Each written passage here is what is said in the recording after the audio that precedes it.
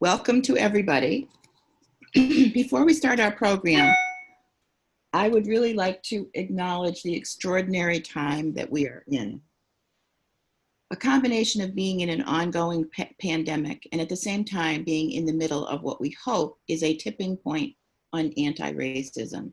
It's a very challenging time, and all of this is occupying a large part of our minds.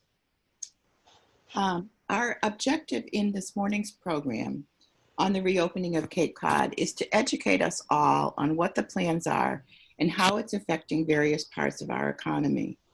With health being the top priority, it's extremely important for us to understand the impacts on our Cape economy, especially during the summer months, and how we can help. Linda Markham, president of Cape Air, will be our first presenter. We'll hear later from our other three discussants, Ayana Parent, Jen Villa, and Shireen Davis. Linda is president of Cape Air. She's been a member of both the state and local task forces on reopening. She'll speak on the objectives, recommendation, and work of the state task force and its relationship to the local group.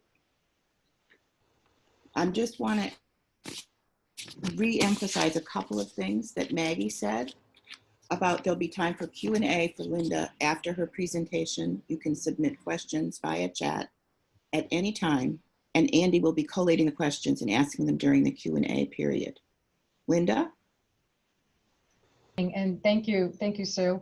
You know, just before I get started, there's a few things I just want to say on a personal note, and acknowledging what you said, Sue, with regards to what the country is going through right now, not only during the pandemic, but the unrest across the country, which has been very unsettling for all of us here, and in particular for us on the Cape and what we've been going through. Three things I really want to cover today, and Maggie, I'm going to ask if you could put up my presentation, please. Sure. I'm going to talk a little bit about the high-level overview of the governor's task of the advisory board. So I'll talk a little bit about what the governor's task was to the advisory board, and then I'll talk about the collaboration between the Cape and Islands task force. So just on an overview, while Maggie is still getting the presentation up, on March 10th, the governor declared the state of emergency. And on March 14th, they established the COVID-19 Command Center.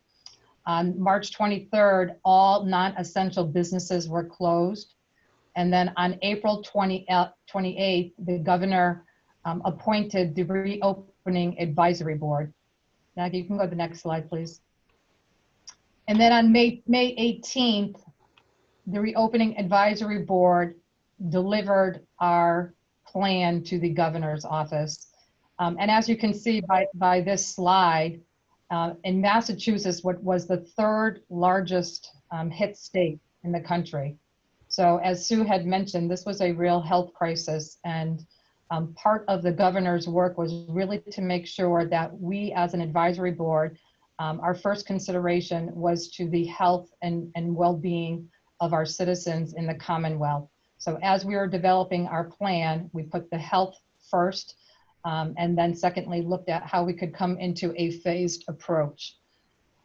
If you go to the next slide, Maggie, you will see that the advisory board was made up of a number of officials in the public health area. And I will stress again that the health and wellness of the Commonwealth was on the forefront of the governor. And Dr. Monica Burrell, who is the commissioner for the Department of Public Health, she was very influential in the reopening plan. We also had municipal leaders and government officials in education, and then the business community. So there was a small group of us that comprised of 17 individuals across the state that met. Maggie, you can go to the next slide. We met and we heard testimony from more than 75 businesses, associations, labor unions, nonprofits, and community coalitions. We also had reviewed over 4,600 submissions of written submissions that came to the advisory board. And that was from associations and businesses across the Commonwealth as well. So we engaged with our stakeholders and we analyzed information. We had over 45 Zoom calls. Again, it was a very short period of time that we had to come up with a plan. We had less than a month. If you go to the next slide, Maggie. So really what we did was we came at this with a phased approach. And really resonated with me was what the governor had said early on was patient urgency. And so as we looked at the phased approach, we wanted to make sure we left time in between every phase so we could really look at the health statistics before moving into the next phase. If the health statistics prove to start to see a surge in hospitalizations, particularly ICU beds, we would have prolonged the next phase. Fortunate enough for us, we have not had to do that yet. We are now in the second part of phase 2, which is the cautious phase. And then in early July, we're going to be going into phase 3.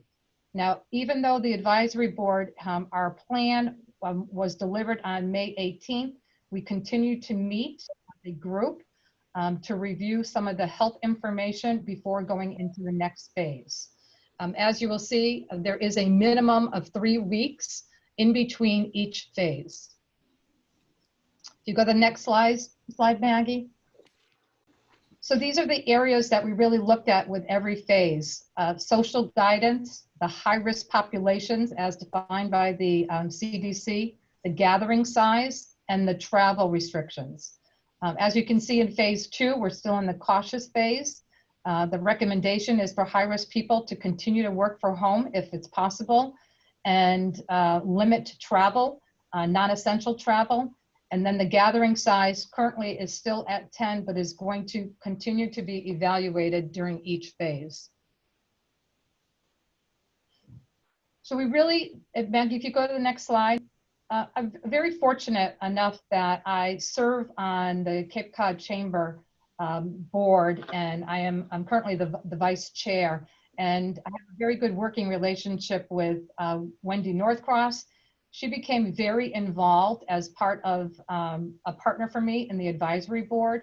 In fact, I was able to get her on a subcommittee representing Cape Cod and the businesses of Cape Cod. And then Wendy, along with the Cape delegation and the Barnstable County, formed the Cape Cod Reopening Task Force. The task force meets twice a week, and they have also been able to submit valuable plan information through me to the advisory board.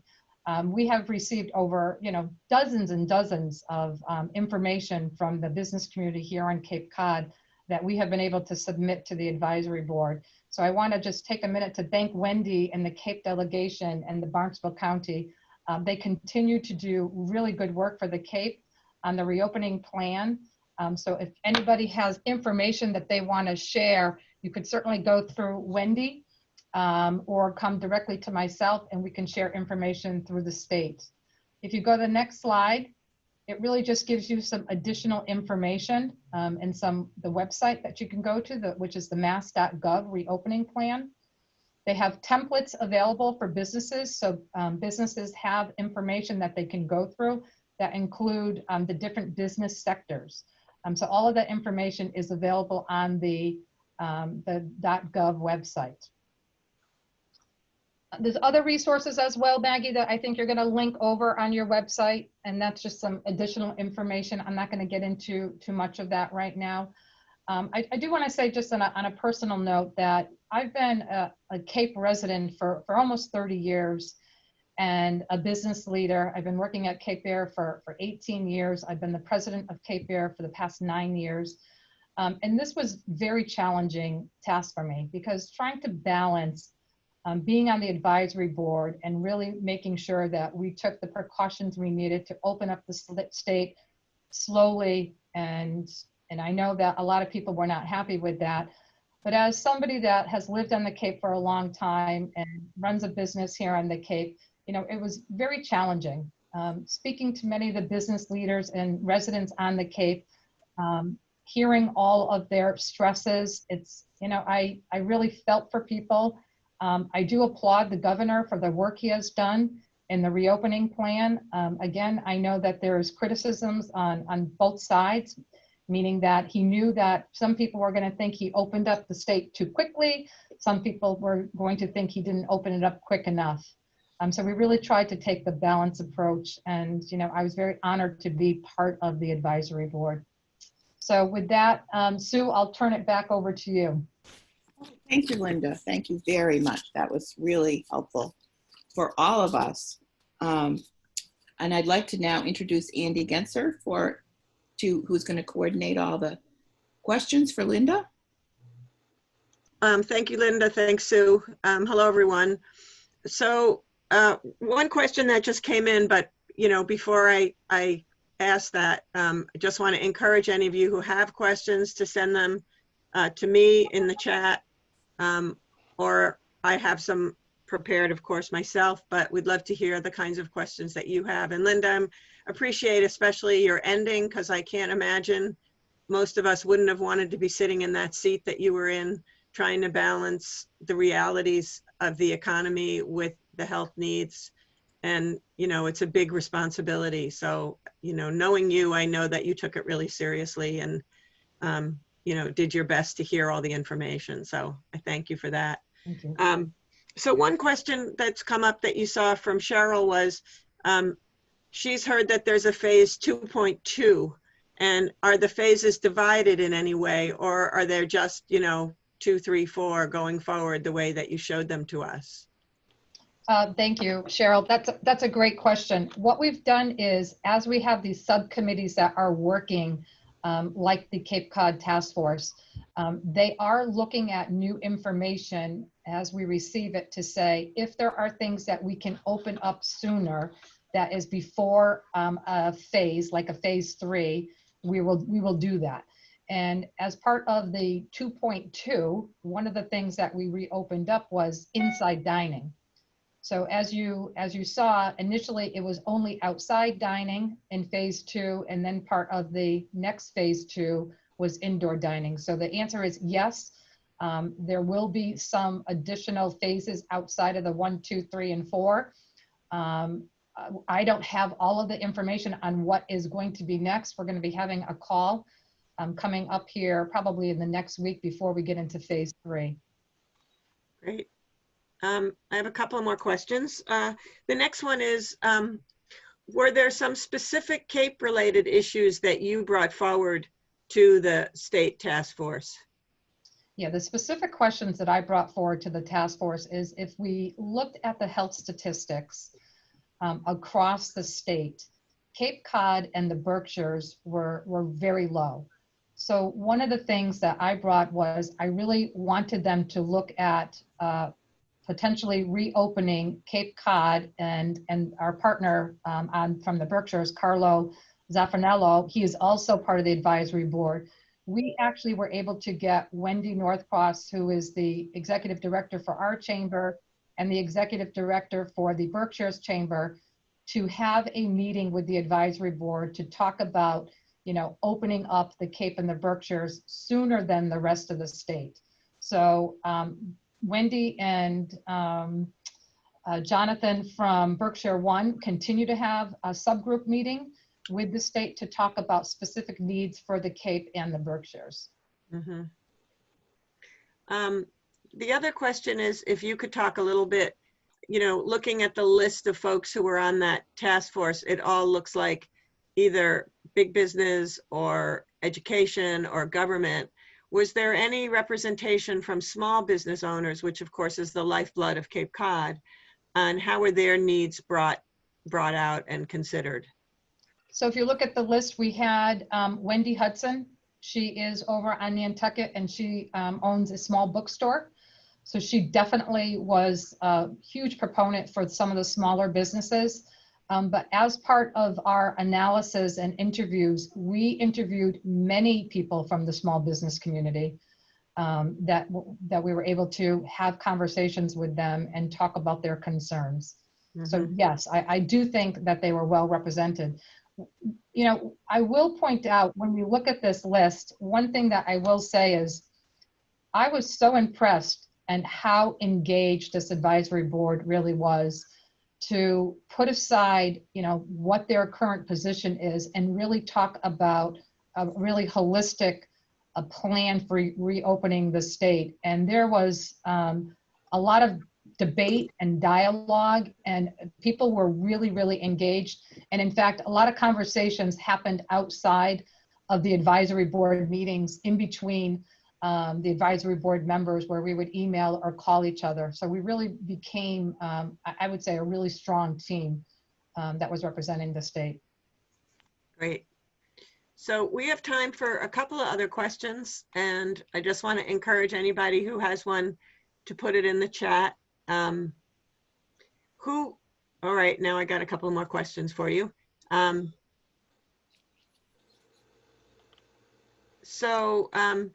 As we know, Cape Cod is not all the same. It's very different regional issues, et cetera. And the question is, are local elected public officials willing or able to have an impact on what's happening town by town? And I know, most recently Yarmouth, and I know Mark Forrest is on this call, towns have done some of that. So, and I know that Shireen Davis is going to address that a little later in her remarks, but any comment you want to make about that, Linda? From the work that we did as a state, I believe that the governor and the lieutenant governor really wanted this to be a statewide plan and not have individual plans in the different districts. However, it was very clear early on that enforcement was going to be very difficult to do, and they were really hoping that people would look at the plans and be able to follow those guidelines as outlined by the governor. Okay. So we have another comment question, which is that one of our attendees, Florence, read that city health officials were concerned that the North End restaurants weren't following the required guidelines, and so they would be doing unannounced inspections and would take action on the spot. Are restaurants on the Cape being monitored in any special way that you know of? I have not heard that. Okay. Not that I'm aware of. Might be a good thing for us to find out. And I mentioned, Yarmouth briefly, and I guess the question that's come up is, how will what Yarmouth is doing affect the Cape as a whole? And I don't know if you want to comment on that. And we have Mark on the call, who's a select board member in Yarmouth, and we could put him on the spot to comment. But let's hear from you first, Linda, and then I imagine in her remarks a little later, we'll hear more about that as well. Any comment you want to make about that, Linda? I think the only comment that I would make is that, the Cape has a reopening task force. Again, the Cape delegation, the Barnstable County and the Chamber have really all come together, and I think that they have a very good plan. My hope would be that the entire Cape work together as one on the reopening plan. But, that's my personal opinion, Andy. Mm-hmm. So I would, defer to Mark and any comments he has to make on that. Yeah, Mark, do you want to, there's a couple other questions in the chat. Do you want to make any comments? Not to put you on the spot, but this is a conversation, so. Well, you can certainly put me on the spot. That's not a problem. Thank you. First of all, this is great. I'm glad you're doing this. I think it's worth observing that so much of the implementation of this really takes place at the local level. And there's a significant amount of communication between those that are either being regulated or advised and those that are working in the various town halls all throughout the Commonwealth.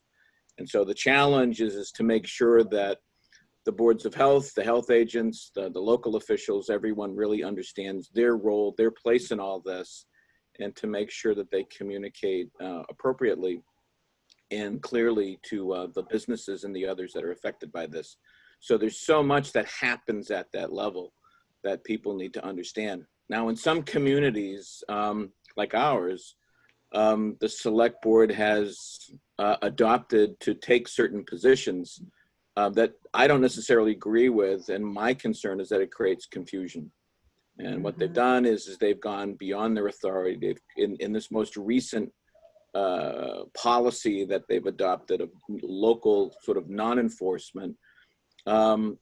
They've adopted a policy that has very little legal effect, but it has sent the wrong message to the community at large, and it has also sent the wrong message to the business community as well. Because we have, for example, one of the enforcing authorities is the local Board of Health, and the Yarmouth Board of Selectmen, with respect to the orders that are to some degree burdensome or cumbersome for the local restaurants. We have no jurisdiction over them. So we were asked to do this. We did not do it without we did not think it all the way through. I certainly opposed it because I thought it created confusion. It sent the wrong message, and it didn't make any legal sense. But this is the risk in doing a statewide policy. You know, Chatham has done, I'm glad Shireen's here, because Chatham has done some great things at the local level in finding ways to accommodate businesses so that, and I think that's the best role for the local communities.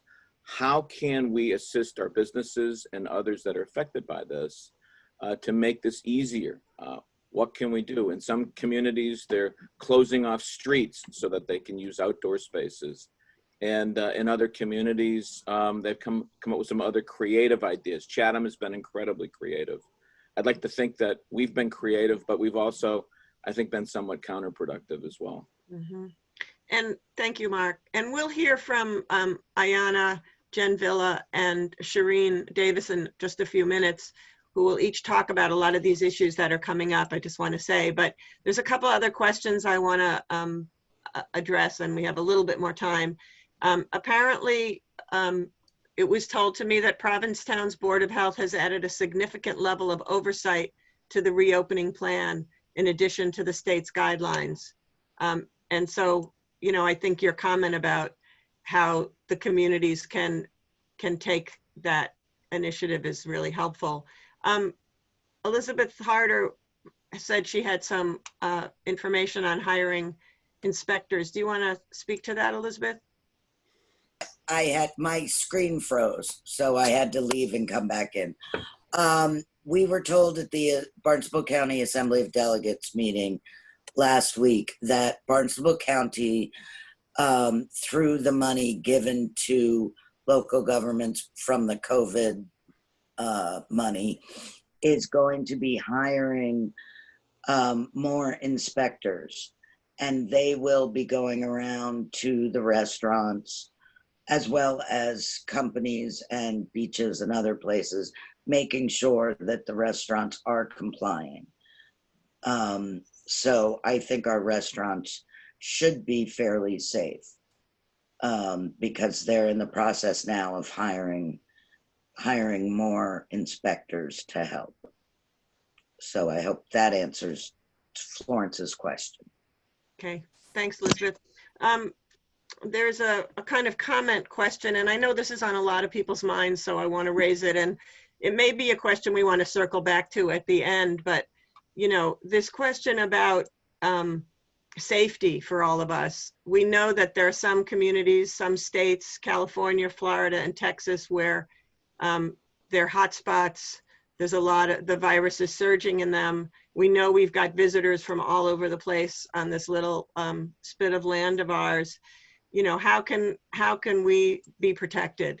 And I don't know that there's anyone, you know, Linda, you can comment on that, but so that would be helpful. You know, having the protocols in place, the social guidance, the social distancing, the hand washing, the, you know, wearing of masks, I think all helps, Andy. You know, and then they have the advisory for the 14-day quarantine. So people coming in, they are advised, if you check into a hotel, they are advised to have a quarantine for 14 days if they're coming in from out of state. I know a lot of the innkeepers and lodging association, you know, was not happy with that. But that was a requirement that they had to notify guests that were coming from out of state of that advisory. But, you know, I think making sure that we all follow the guidelines, the other states like Texas and Florida and California, they were all very lax in their guidelines. They weren't wearing masks, they weren't social distancing, and they did not take the precautions as we have been doing. Okay. I just want to comment. I actually had occasion to be in travel to Florida recently, helping to relocate my mother and come back. And so I've been quarantining for 14 days. And it's not a fun thing to do here. But I felt like I had a lot of exposure and that was a really important thing to do. So it's hard to imagine visitors here doing that during a vacation, however, I must say. I know we have Cheryl Andrews in the group too, who's also on a select board, and I'm sorry, I didn't mean to neglect you. I didn't know if there was any comment you wanted to make about what's happening in your town.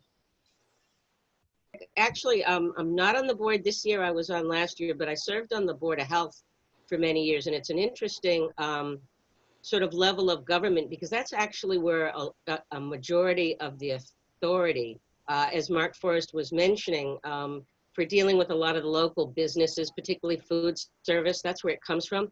What's been intriguing to me, and it hasn't been reported in the press at all, is that, and this speaks to the topic Mark was addressing, is that some towns are taking actions that other towns aren't. And it's kind of too bad that we don't know that and be able to talk about it. As an example, there was a big story in the Cape Cod Times recently about the fact that our whale watch boats weren't going to be open, but that wasn't true. What happened is that the local Board of Health said, if you want to open, you're going to have a plan that the health agent approves, showing how you can comply with the governor's guidelines. And so for some reason, the local Board of Health here just put this really intensive additional level of oversight on in the town. And I was just real curious to see how that compared to other towns in Massachusetts. Bottom line is, Governor Baker spoke early in March that he really didn't like local boards of health doing this, that he wanted it all on one state level. But that's what they did, so it's going to be interesting to see.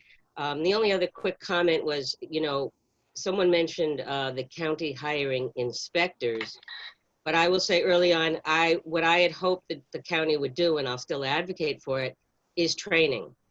Because what I saw, and I still see to this day, when I go to the Stop and Shop, is that if there's anybody there that seems to not understand how this virus is spread, it's the workers. They just don't have the understanding about, for example, yelling and talking. Everybody thinks that if you wear a mask, it's okay, but so we've got a lot of training to do, is I guess what I would add to that, and I hope we do it soon. So that's it. Thanks. Okay, thanks. And I guess I would just add to that, sometimes people feel like, training is like medicine, but it seems to me that technical assistance and support, which is a sort of a softer way to say the same thing you said, would be really useful at this point, because we're all trying to figure this out, and none of us have been through this before, so we need to learn. And so that would be really, really helpful.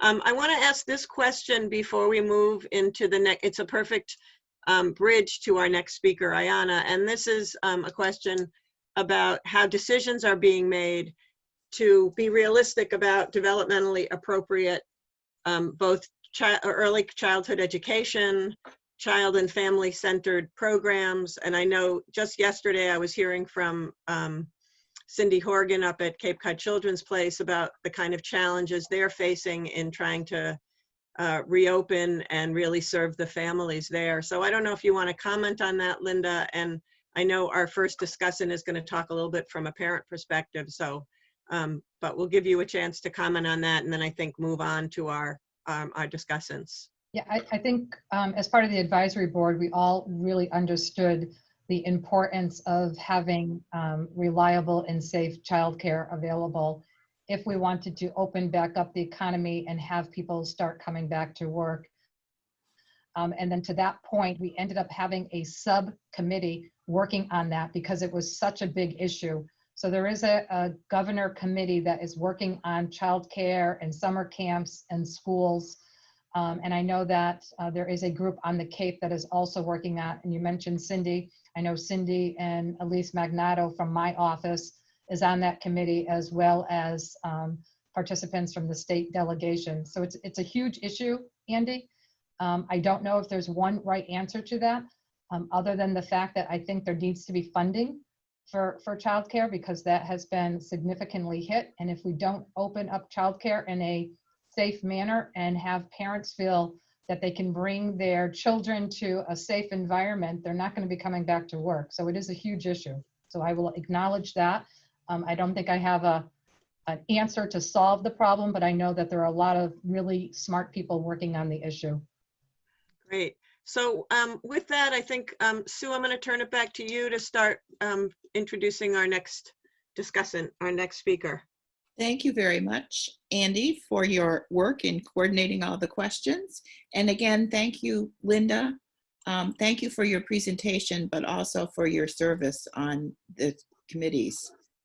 It was as you said, it was a really big responsibility. And I think we on the Cape, we're very lucky to have you as the member of the state committee. Our other speakers, I'm going to introduce all three of them at once. Our three other discussants are Ayana Parent, who is a parent, and she's going to talk a little bit about that. She's also a licensed independent clinical social worker, a certified school adjustment counselor, and a certified fitness instructor. And she owns Be Free Coaching and Wellness. And she is going to speak about being a parent and a small business owner through the pandemic and into the new norm on Cape Cod. Jen Villa is the Chief Brand Officer for Love Live Local. She's also the co-owner of the West End and the local juice restaurants in Hyannis. And she's going to speak about being a small business owner and a part of a nonprofit organization in the aftermath of the shutdown. Shireen Davis is the chair of a select board in Chatham. She's a member of the Cape Reopening Task Force and another task force that works from the elbow on. She's going to discuss town leadership in assisting residents and businesses living in our new normal on Cape Cod. So, Ayana, would you like to begin? And could you just remind everyone that we're going to have a question and answer period at the end? Absolutely, So yeah. to keep the questions and comments coming, I'll be looking at them. Keep those questions and answer comments for the next three speakers, and then we'll address those after all three have spoken. All right. Well, thank you. I just want to acknowledge, I guess, before I start, that there's so much heaviness around all of this right now. So I'm an energy healer, as well as a clinical social worker, as well as a coach, as well as a fitness yoga instructor, as well as a mom. But just in hearing people's conversation today, that there's so much heaviness around it. So I just want to, as we talk about where we go from here, I want to just, if we could shift our focus on sort of healing, and that just comes from everything that's happening. So this is just a context, and I'll jump all over the place in terms of parenting and business owning, but you know, when our fear is sort of like gets charged up, or our safety gets threatened in some way, that's when we sort of just tap into just sort of like reacting instead of responding, and our fight or flights are all up. So I just want to encourage people in general in this conversation, but also in conversations out there in the world, just around COVID, around race, around healing, around personal changes in your life that you're dealing with, that there's just a heaviness around it. So just being really gentle with yourselves in general, and just taking everything one step at a time. So I just wanted to say that, because I can feel all your heavy energy in there. So I am a mom, and so I'm a mom of three, actually now four. So I have my daughter Blessing is 8, and I have 2 stepsons that are older. So one's in college and one will be a senior at Sturgis. And I just got a puppy, so he's 4 months old, and so yep, I'm a mom to him now. And one thing in COVID about being a parent is I just didn't realize how much teenagers eat during the day. And so that was something that was as a parent a lot. And so, you know, I just say that to say that there was a lot of basic needs stuff that came up, and then a lot of other stuff around balance. So as a parent, the balancing piece was super, super hard. And I know for everybody else that was, I did a talk with CCYP and a couple other people just around how do you take care of yourself during this time? Because what was coming up, I think when CCYP did their survey around what is Cape Cod facing, a lot of it was, how do you parent? How do you run a small business? How do you, you know, take care of yourself? How do you do all those things at once? And then how do you find like some kind of joy in all of that, right? So balancing is really hard, but it's also really key. And I think when someone brought up, I think it was Deb, hi Deb, before, just around the child piece and where we're going from here in terms of that, I think as a parent, just being really, just advocating for what it is that your kid needs, but also doing that with balance as well. So like, I know my child's super social, and so that she needs a lot of people around her all the time. Not every kid does. So, you know, and every kid reacts to the whole COVID thing differently. And they all have different backgrounds. So my kid definitely has a background of trauma. Lots of other kids do. And so I had to really think about that as I was creating a schedule and creating different types of ways in which I was sort of helping her or having her adjust. But I think the best thing I can just say in terms of parenting and balancing all this, and it's going to continue, right? So we don't know what's happening with schools. I know that a lot of that came out yesterday, but that is always changing.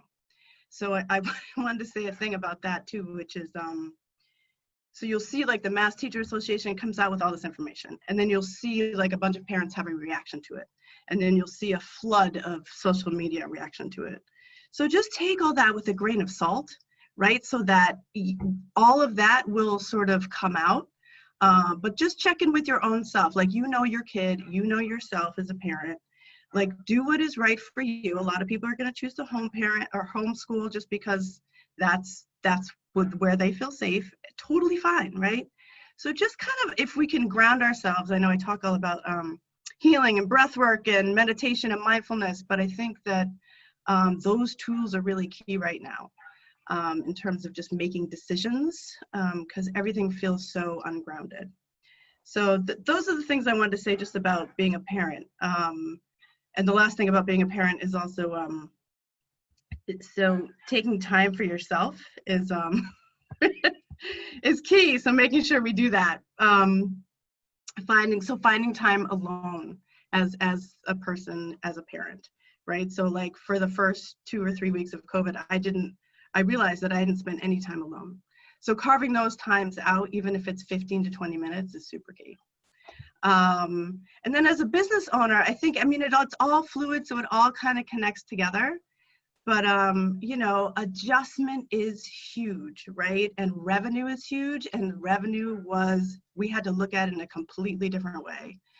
So that word pivot got said a bazillion times, and you'll see like business owners are like saying, like, if I hear that word pivot one more time, right, it's just getting agitated. But I think adjustment is where we're at, right? So it's just kind of letting go of expectations altogether, whether that's a parent, whether that's how much you produce as a business owner, whether that's, you know, what you do on a daily basis. Some of that just needs to kind of come to smaller pieces and chunks, right? So we're all really super overwhelmed right now on all levels, right? So isolation does that to you, you know, having people feel like some of their freedoms are taken away. People feel like they're out of control or they're not in control. And so, you know, getting dynamic, and I think the word creative got brought up. I had to think outside the box in terms of be free, right? My whole mission is around having people be free and hugging each other. And there's a lot of community building around being really close.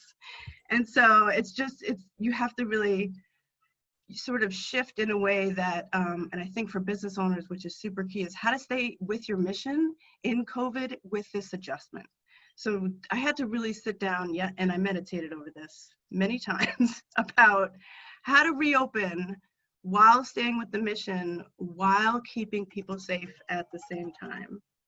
So I think that's just really important. It's that when we're making decisions about reopening and what that looks like, to make sure that when people come back to the space of Be Free, that they still feel free in that space, but because we made it safe in a way where there's distance enough where we're safe, but we still feel like a community.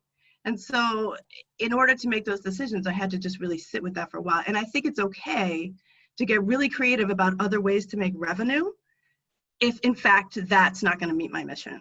So, you know, maybe I don't open for the summer, maybe I just do outdoor stuff, and maybe I have conversations with people about, you know, that's really working really well, and, you know, really opening up more conversations about race and healing and meditation.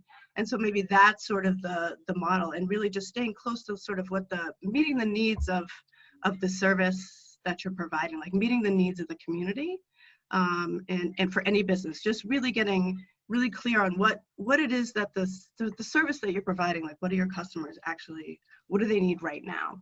And then how do we really do that really well in a very simple way? I'm going to end there. I said a lot. That was great. Thank you, Ayana. Okay. Hopefully we all feel a little less heavy after we speak. That's great. And our next speaker is Jen Villa. Hi, everyone. Good morning. Thanks for having me. I'm honored to be a part of this important conversation. As mentioned, my name is Jen Villa. I am co-founder of Love Live Local. I also co-own the Local Juice and the West End Restaurant, all in Hyannis. So lots of businesses to navigate during this scary time. Quick backstory is I spent my summers growing up here on the Cape with my family. And then when I went off to college, this became the home base.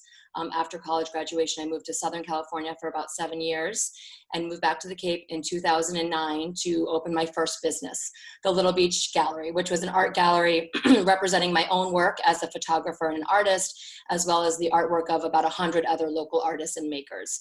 This was kind of the beginning of everything for me in terms of entrepreneurship, as well as my deep love for our local community, not only in representing and supporting local artists, but surrounding myself with like-minded other small business owners, as well as community advocates.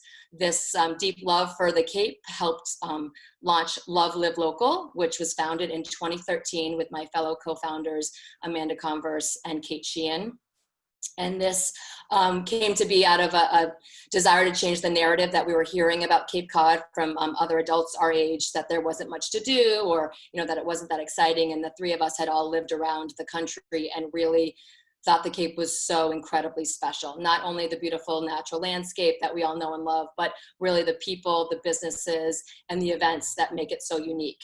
So we started with a monthly email promoting those things, businesses, events, and people just doing interesting things. It was a fun lifestyle guide that over the last 7 years has now evolved into an advocacy organization.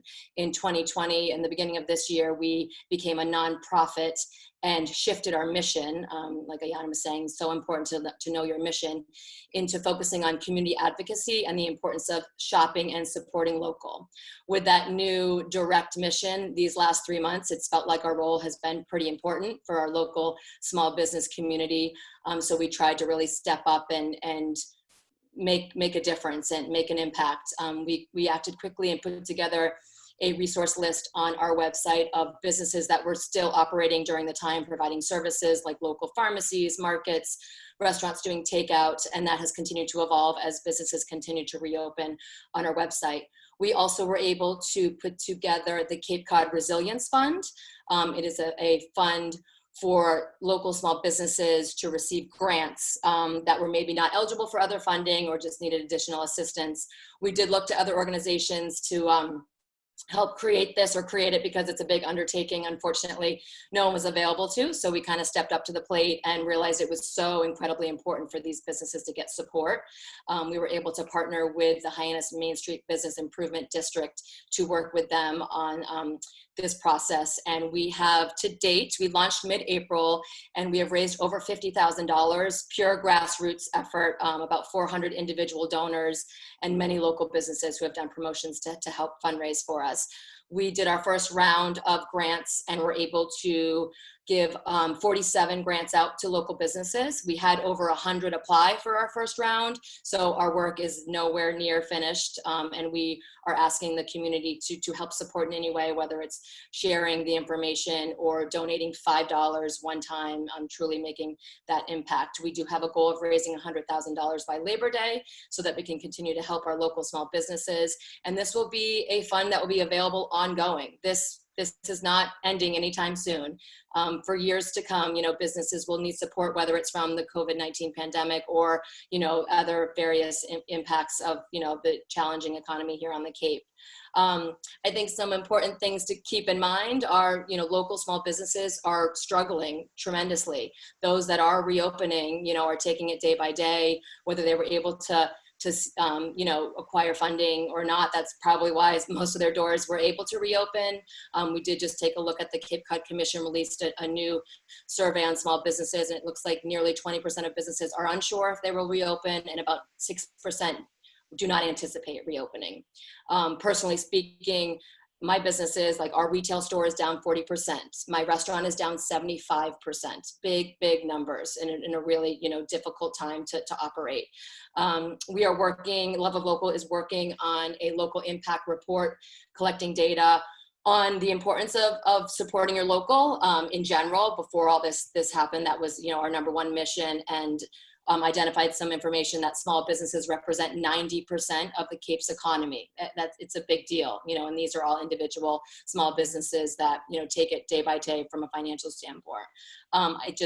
We ask that people try to think local first. A lot of our spending habits have changed over the last 3 months, whether it's, going online when a lot of things were closed, and asking that you shift that one purchase you're making online. Does someone local carry that product? Do you have $5 for the resilience fund? It's not a matter of spending more money. It's just it's a mental shift towards to support our local businesses. I think we just came up with a stat from that study that $100 spent at a local store, 50 of that will stay right circulating in that economy. A non-locally owned store, $13 of that $100 will stay in the community, and purchase online, $0. So Amazon, your $100, $0 comes back to us, this fragile Cape Cod economy.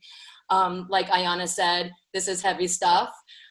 We've had to adapt as consumers and as business owners. So I think if we can kind of meet where we are all with compassion and just go along the journey saying, we need to help each other, but we need to help ourselves first, and just show up for ourselves individual to be able to feel safe and supported in our community. But just try to really think about, if you are making choices that, impact out and about in the world or online shopping, like how can you help support your local community in doing those things? So thank you.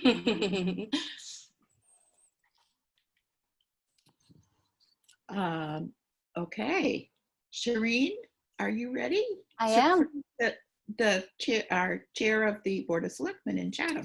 Yes, I was just reappointed chair after our election yesterday. So I'm going to speak today, and I really appreciate all the everything that the previous speakers have talked about. The heaviness is there, and obviously there's many layers that we're all trying to unwrap here to deal with from so many different levels. Today, I'm going to give a little bit of information about the Cape Cod Reopening Task Force and speak about the work as a chair of a town and what we're doing to help our community, and also work with the Elbow Up. But the other piece is that I'm also an artist here on the Cape, and I manage a small fisherman's owned cooperative. And so my being on the task force, I got to represent two different hats from this perspective of a small business person and from a municipal perspective. So I was really happy to be able to serve on that. So Maggie, I just want to speak quickly because I know that Linda had spoken previously about the Cape Cod Reopening Task Force. So if you just want to pop up the first slide that I put, I just wanted to mention about reopeningcapecod.org. The website is a really good resource for our local, for both businesses, municipalities, visitors. You can go to the next slide so I can just show the website. And so as you see here, the website gives you a complete sort of overview of where we are in our 4-phase approach to reopening. And on this, it has a bit of information, really good information for businesses on reopening protocols for your businesses, signage, information, and you can also weigh into the task force by submitting comments, but also there's an ability to submit comments to the Attorney General's COVID hotline and to your local Board of Health as far as information is concerned. The county has done, and the task force has done a good job on this website. It's got a lot of information there. It also contains information on, I believe, though I'm not sure, on some of the resources available, local food resources available and whatnot. So that it's been a really good opportunity to be able to work on this. The somebody had mentioned that the county is hiring inspectors. It's my understanding they're hiring county monitors who are previous safety workers to assist in beach monitoring and other matters for the Board of Health that through the different towns. So that's a great help. If you can go to the next slide, I just want to transition out of that and talk a little bit about my role as a Board of Selectmen. When this all first happened, and I speak to Ariana's sort of talk about uncertainty, it was really difficult at first to sort of absorb this psychic anxiousness that I felt as a selectman, a select board member, that sort of I felt a burden of responsibility that we needed to really, really help our communities and do it in the best that we could.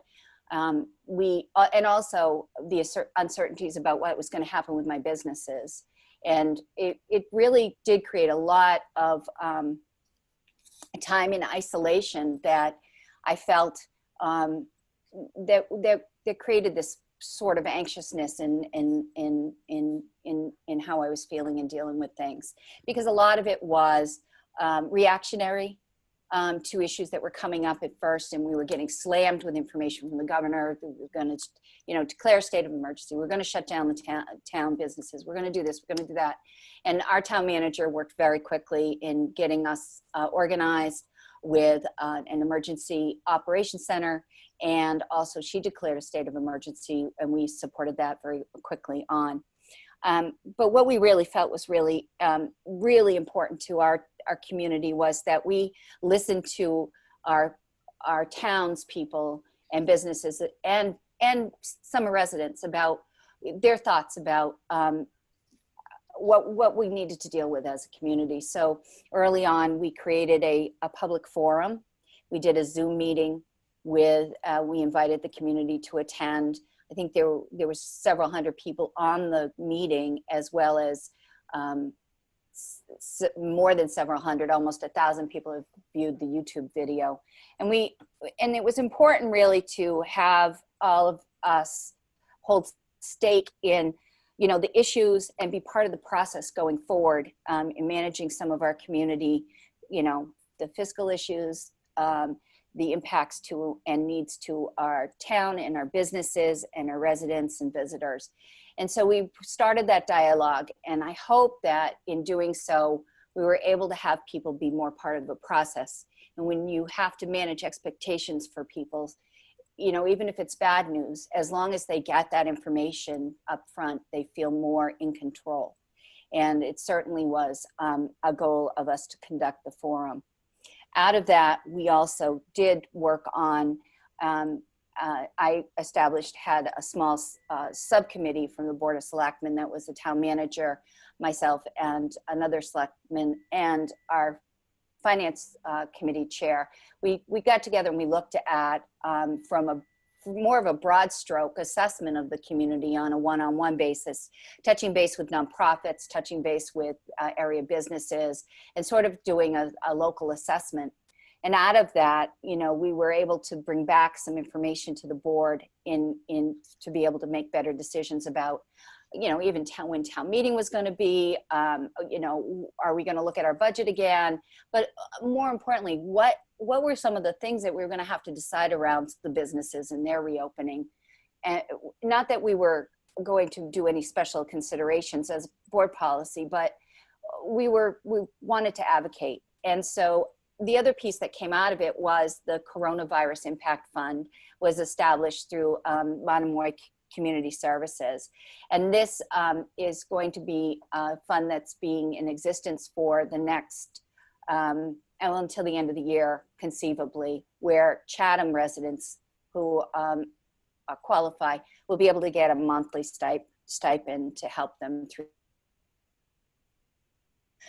The other piece of work I've done as a municipal, as a selectman is I've been sitting on a board or sitting on a committee with other board selectmen and town managers from the elbow up. So that was Brewster, Chatham, Orlean.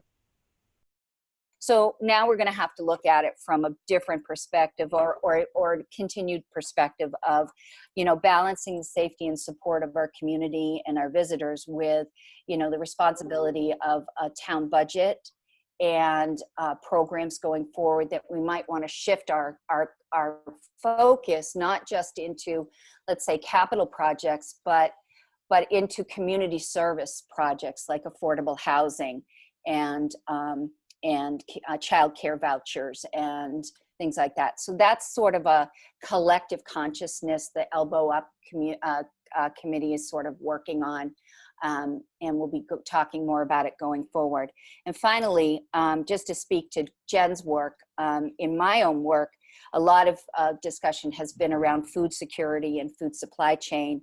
And we've been able to do some work with direct boat sales of seafood that has allowed fishermen to get a better price for their fish and the consumer to pay a little less for their fish.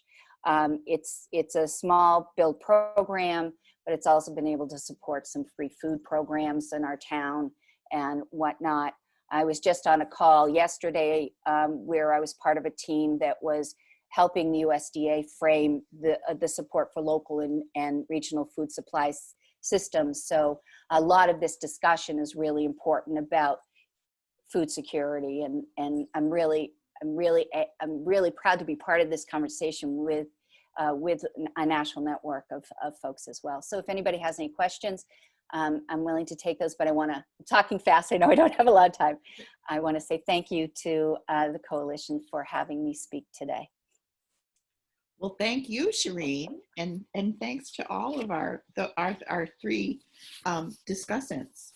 Andy, do we have questions for them? We do. I just want to start by saying, I guess maybe there's a couple of themes that we just heard, like there's nothing constant except change.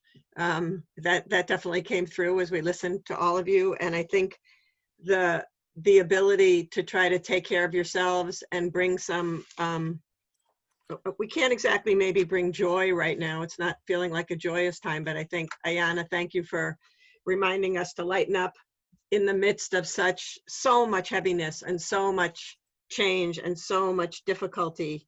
And, you know, you're talking about meeting the needs with creativity, safety, and focus on the mission. So I have a couple of questions that relate to some of these themes. But one I want to come to, because we haven't talked that much really about the nonprofits, and you touched on that, Jen. And so I want to say something, and then I want to ask you the question of how do you see the financial issues different from being a nonprofit leader versus a business owner. So, you know, I just want to say that what I know from working with a lot of nonprofits and having been a leader of one myself is that the word pivot was definitely on everybody's lips. It was, how do we serve our community in new and different ways, literally overnight? And the needs were changing, and there are really financial stresses on so many of these organizations. We've seen our arts organizations, you know, really shutting down and now trying to open up and do things online and be creative. And whether it's the food pantries that had to totally revamp their service model, like our largest food pantry in Harwich, had moved to a model where they were putting the food together, and all of this stuff happened just like in an instant. And then, just to also comment that we've got the Cape Cod Foundation, United Way, the Needy Funds, Cape Cod Fund, which I don't have the right name for. And then I know on the call, we've got a couple of business leaders who I know Cape Cod 5 has really stepped up. And so, there's that whole other part of our community that we're not talking as much about, but I just want to throw it in the mix. So Jen, can you comment on the financial issues, the difference between the nonprofit and the for-profit from your perspective? Absolutely. I mean, I think like you mentioned, it's also about just adapting and pivoting. So many nonprofits are reliant on events and ongoing donor sponsorship. And so all of those were kind of thrown up in the air. I think organizations that were able to act quickly and go virtual and be creative and figure out how to retain some energy and support have done well. And this is a time when certain nonprofits can thrive. I mean, they are here to serve our community. So depending on the willingness to adapt and the content of the mission of the individual nonprofits, this is an opportunity to really step up. I think financially there's been some impressive support that's come from people individually and from corporate sponsorships during this time. People that are able to give, I think, are giving, depending on the rapport with the organization and their community of supporters. But I mean, we know that Cape has, the numbers are staggering of how many nonprofits we have, per population here on the Cape. And I think we will see the same suffering that we do in terms of maybe not being, laying off, of course, and not being able to be as active and maybe going away altogether through this time. So I think the rules apply very similar, where it's like, you support what you can. If you love an organization like that can't be open or can't do the event that you love going to, maybe you can give them something that you haven't given to them in the past. Even if it's a shift of that small amount of money that you're spending somewhere else, maybe it's thinking, local organization that could really benefit and do some strong work that would impact you personally and your local community. The challenges are there just the same. Great, thanks, Jen. And this is a general question, so any of you can jump in and answer it. So we might want to unmute all of our discussants and Linda. And it comes from the Cape Cod Women's Association.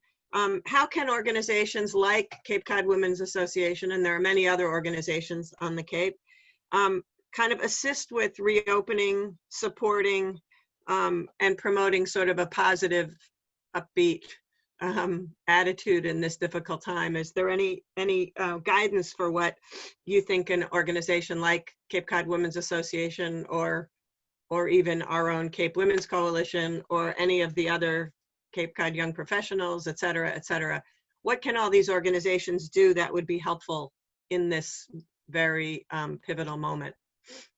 I think just a blanket statement would be, collaboration and partnership and reaching out to one another. If you see an organization or business doing anything, or if anyone has a relationship with someone that feels like there could be an impactful conversation, how can they work together? Can they host something virtually? Can they promote one another? Can there be an incentive that maybe doesn't cost either organization much money, but will really be more impactful online to raise awareness? So I think collaboration, which is something that the Cape is so good at, is more important now than ever. Great comment. Any of the others of you want to jump in with anything? Yeah, I would say, yeah. Oh, sorry. Definitely collaboration, and supporting small businesses. So going where you may not regularly go, right? So going out of your town. And everyone's like, the Cape's so far, it's really not that bad. So just go to different places. Like everyone's like, you're in Harwich, it's so far. Not really, it's 10, 15 minutes from Hyannis. You could, come and see, and just check it out. And then I think another thing for businesses too, for organizations to support, is just get the message out there that this is really hard for small businesses and that we're doing it completely different than we've ever done before. And that, so, you know, the sign's not going to be exactly, you know what I mean? Like, we're going to have different ways of doing things, even though they are the same. Like, we all are following the guidelines to make you safe, but that may look a little different based on who we serve and how we serve them. So, you know, going in my bathroom, you're not going to see the same thing. You're going to see hand sanitizer and you're going to wash your hands, but you're not, you know what I mean? Like, things are going to be different based on how I want to represent things in my studio, because I don't want people to come in fear. So the first thing you're going to see is not stuff around COVID. It's welcome back, and then it's about COVID. So it's like, that doesn't mean I'm not saying the message isn't safety. It's the message is you are important and we are here to make you safe. So just like being really careful about, you know, not pointing out what business aren't doing, you know, just saying how the experience is wonderful and how you still feel safe after you've gone to Be Free or, you know, the West End, or, you know, the first restaurant I went to was Jen's, you know, just because I love her, but because that's important to do to communities and to share what the experience is like, you know, so posting on social media and saying it was wonderful, it was safe, they, you know, all those things. That goes a really long way right now. I've seen a lot of people step up and try to do positive referrals, whether in person or online, and that makes a huge difference. And if it's authentic to you, it doesn't cost you anything, you know, so that's a great way to help promote your fellow local businesses. I agree. I'm not going to reiterate, but I totally agree. It's build your community and support your community. Great. Thank you. Linda, anything you want to add before I go to the next question?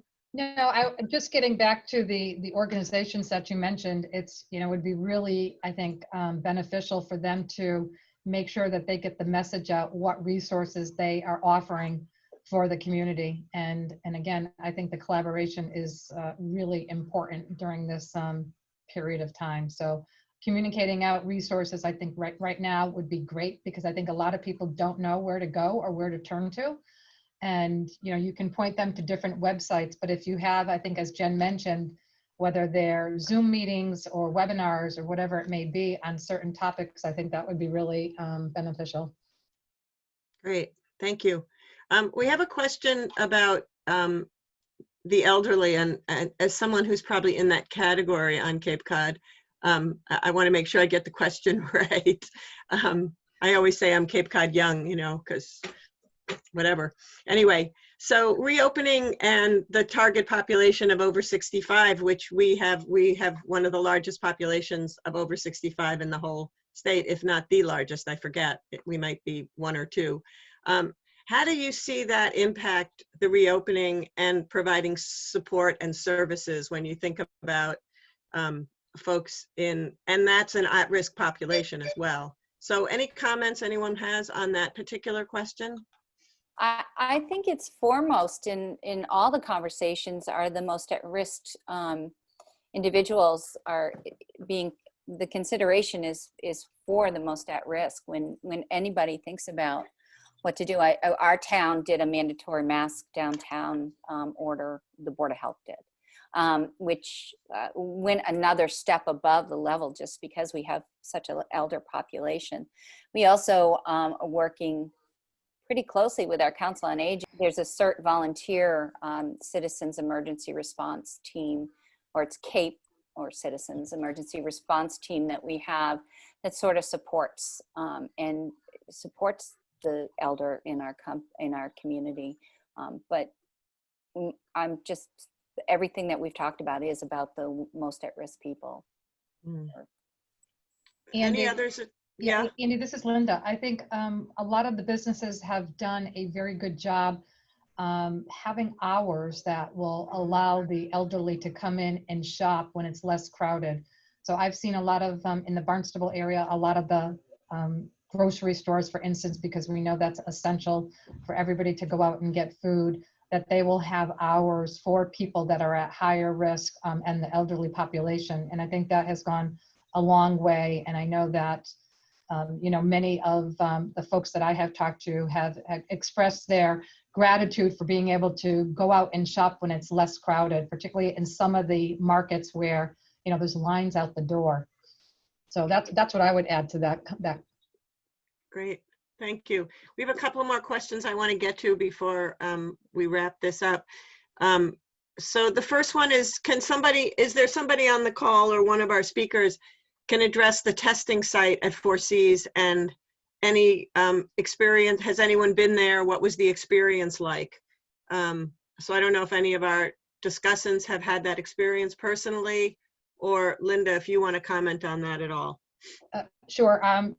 Mike Loff is on the reopening task force as well. And I think the Cape Cod Healthcare has done a really outstanding job, not only setting up surge capacity here in Cape Cod to prepare, in the event that we had a surge in COVID cases, but they also stood up the testing site at Cape Cod Community College. And I myself have not gone to get tested there. However, we have had employees that we sent to get tested there, and it was very efficient. They did a very good job. It was a drive-through. People felt that, they were very knowledgeable about the process. And so I heard all just positive feedback from that testing site at the college. Great, thank you.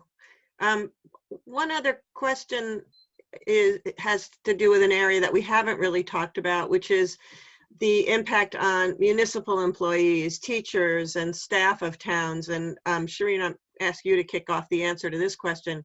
We all know that town budgets are particularly stressed right now.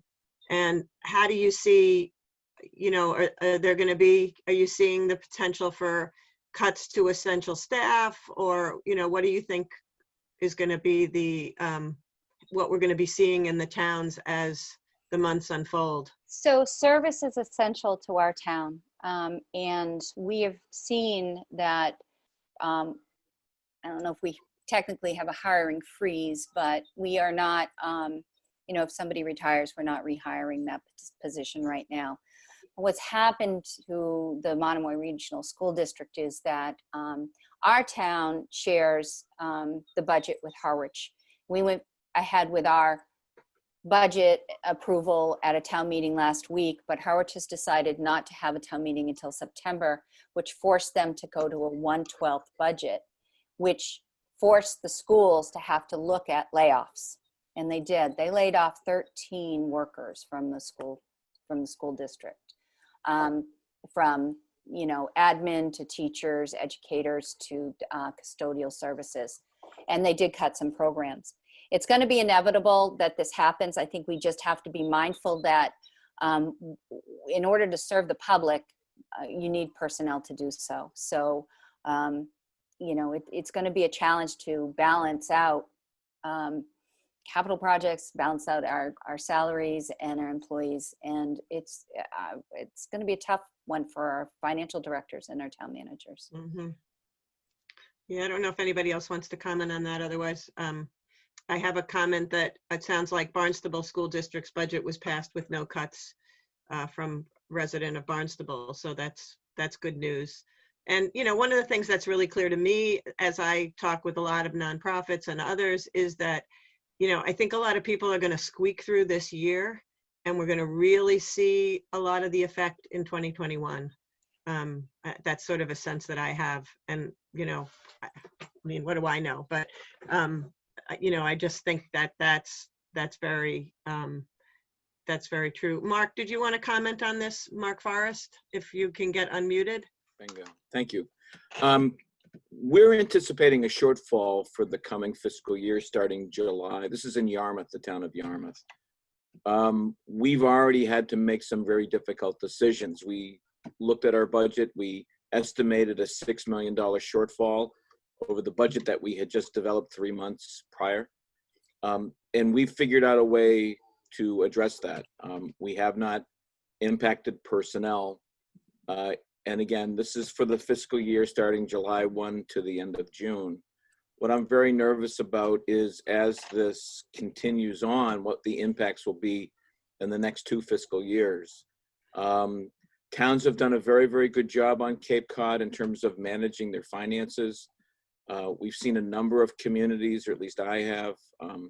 Some of you may know I used to be a town administrator. I work closely with town administrators in the work that I do with Suffolk University. We have an MPA program that works and helps build a bench of town administrators here in the Cape.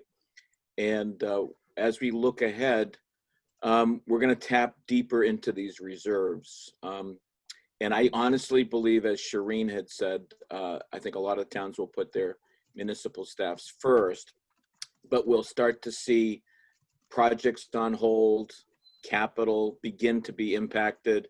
The $6 million shortfall that we dealt with this year all came out of capital. We would not, the board felt it was important not to put that burden on pay cuts and layoffs with staff and personnel. I'm not sure we'll be able to do that next year. Mhm. I agree. Great. I agree. Great. I'm gonna turn this back to Sue Rohrbach, because she will make some final comments and also give our speakers a chance to have a last word. So I want to make sure we're just watching the clock, make sure we're moving right along. So Sue, the chair of the Cape Women's Coalition, you're on. I'm on. Thank you. Thank you very much, Andy.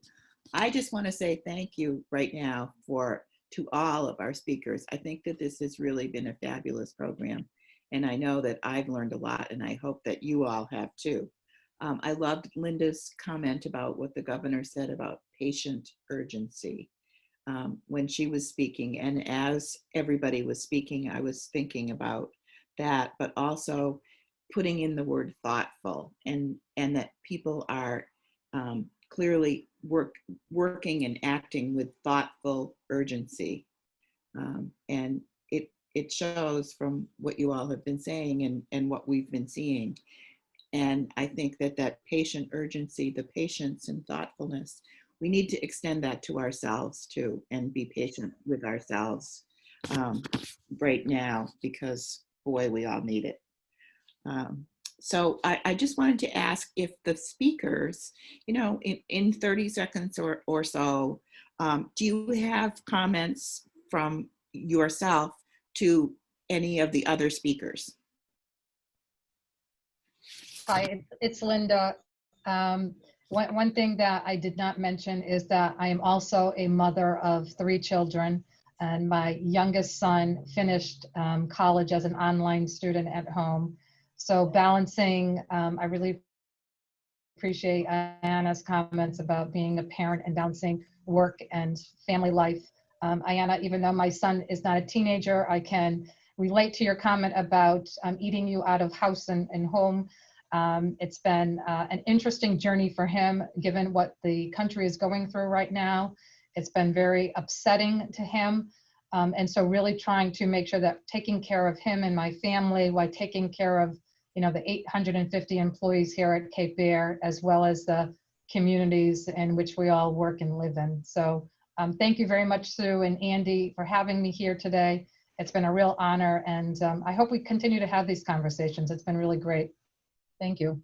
Thank you, Linda. We've really enjoyed having you with us today too. Yeah, I just want to thank everyone for their time. Thank you so much for having me, and thank you all for your, the curiosity and the desire to learn and educate and be better for one another.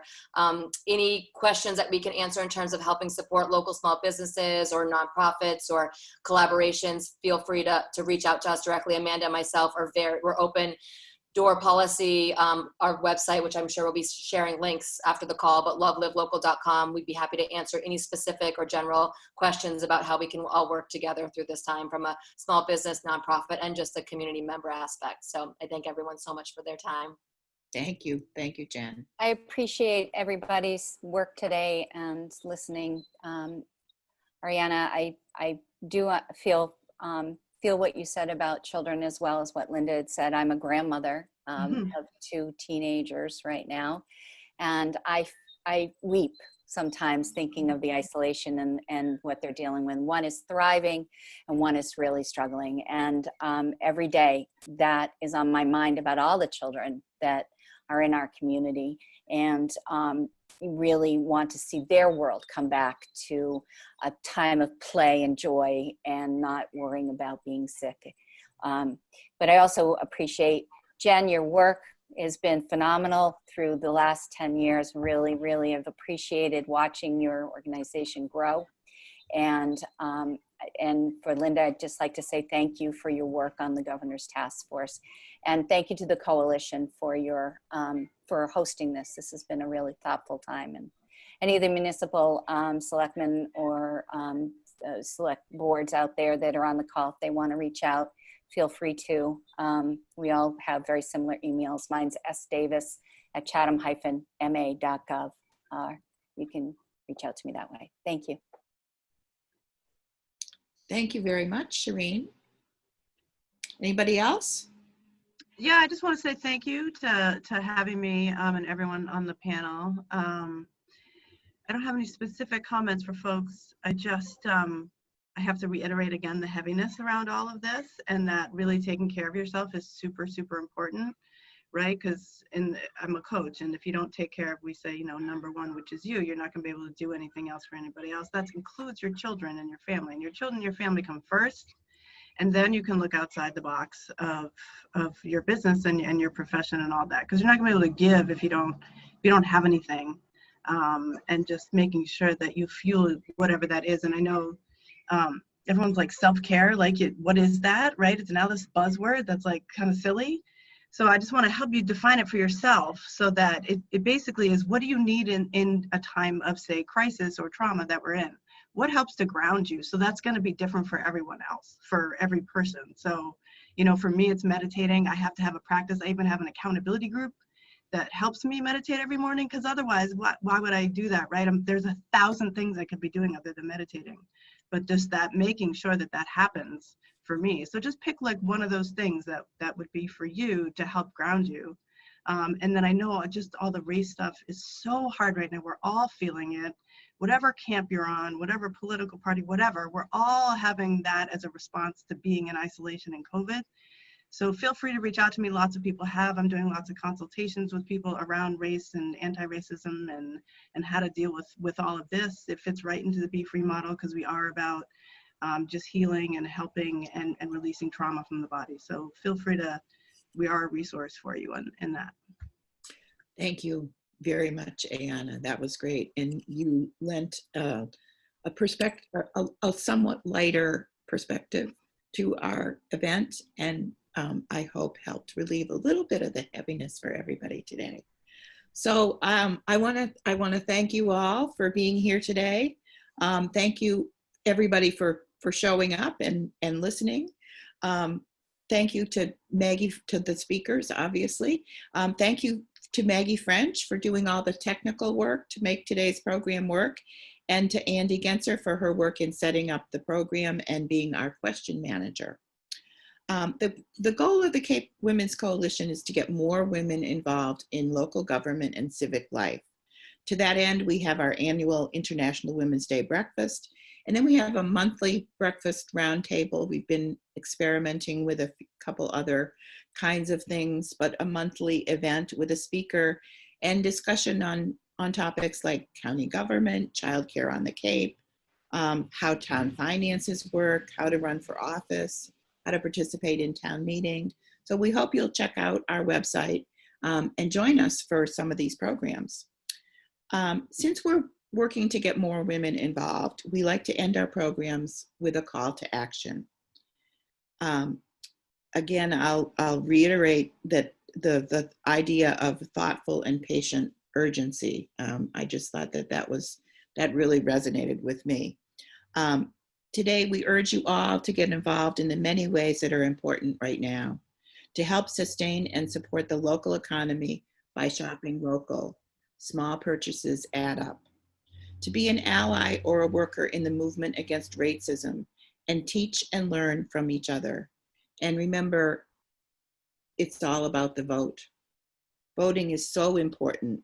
Let's help make sure that voting is accessible to everybody and help to get out the vote this year at all levels of government. So thank you again for coming.